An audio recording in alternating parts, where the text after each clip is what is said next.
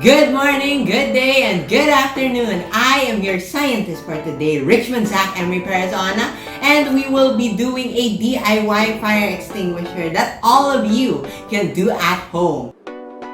And in this video, I would like to show you how you can make this fire extinguisher with just easily obtainable materials at home. How?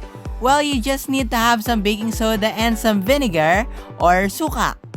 But before we start making the fire extinguisher, we would need to know first why these are the materials we will use. Well, to keep things simple, it is because a gas that can put out fires is produced. This is carbon dioxide. Well, we are able to say that this linear molecule of carbon dioxide is needed to put out fire because it simply displaces oxygen and also cools the heat, as it is also a cooling gas. And I experienced this firsthand because when you hold the fire extinguisher that we will create later, you can really feel how low the temperature of CO2 is when it is on the bottle. Anyways, this means that it takes away one or two elements in the fire triangle or tetrahedron. So the next question is, how do we produce this carbon dioxide? Well, I discovered that simply vinegar and baking soda can produce this, as vinegar contained 4.5 acetic acid while baking soda contains sodium bicarbonate. Another option is to use lemons, oranges, calamansi, or other citrus fruits for citric acid, but using vinegar is the most cost-effective as it is relatively cheap. Now, let's move on to what specific materials are needed to make this fire extinguisher besides its reactants.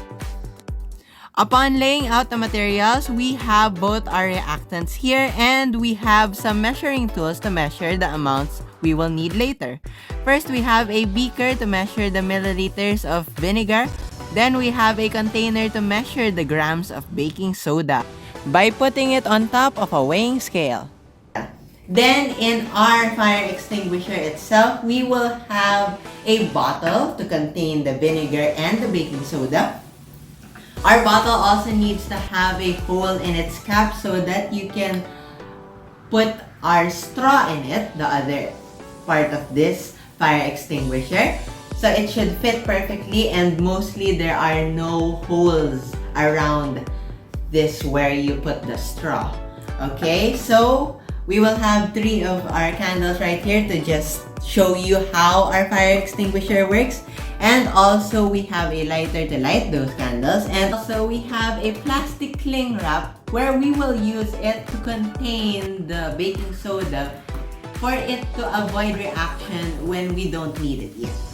Okay, so now let's move on to how we will do this fire extinguisher. Okay, so before we start making our fire extinguisher, we will have to measure the amount of our reactant. To determine these amounts, we will have to compute and determine how much baking soda is needed for 260 ml of vinegar. This is the amount I use as this is what best fits the bottle, and it is too much if it's like above 300 ml or something. From this, I got 16 grams of baking soda, and as I'm measuring 260 ml of vinegar, I would like to tell you how this was computed. Well, as there is 4.5% acetic acid in vinegar, this value is used to get how much vinegar is needed for this amount of baking soda, or vice versa. Why did I use this amounts of vinegar and baking soda? Well, it is because of our ratio needed to produce carbon dioxide within the least amount of excess reactants, which is going to be 59 ml of vinegar is to 3.7 grams of baking soda. And if you want to either increase or decrease the amounts of baking soda and vinegar, you will need to have to use this ratio. But always beware of increasing or decreasing your amounts using this ratio, as increasing it too much might cause your fire extinguisher to explode, especially if your bottle is relatively small like mine. To be safe, just keep your amounts like around these amounts that I used for this type of bottle size to get its maximum yield, because going below this might not yield much gas for your advantage. If your container has more volume or is bigger, you can increase it and use the ratio by dividing, let's say, X amounts of ml by 59, then multiplying it to 3.7 to get the amount of baking soda you need. Now I am currently pouring the vinegar inside our bottle. Then we will put our baking soda into our well-prepared cling wrap right here. So we will just put it right here. Then we will get the cling wrap and close it as if we are making a small pouch that we can fit in the mouth of the bottle with vinegar. As I am trying to close this plastic, I would just like to say that given that this fire extinguisher is relatively small, the types of fires it can put out is not many at all. So if you guys are planning to use this technique for bigger fires, it may not be advisable, but as I said a while ago, you can use the ratio to make it bigger and experiment more to see how it can apply to bigger volumes of bottles. So after we get our cling wrap from the table, and we will transfer it to this bottle in this type of position right here where the baking soda will hang from the mouth of this bottle. We will now close it with our cap and make sure that it's extremely closed. Make sure that it's extremely closed right here, and we will put the straw in it.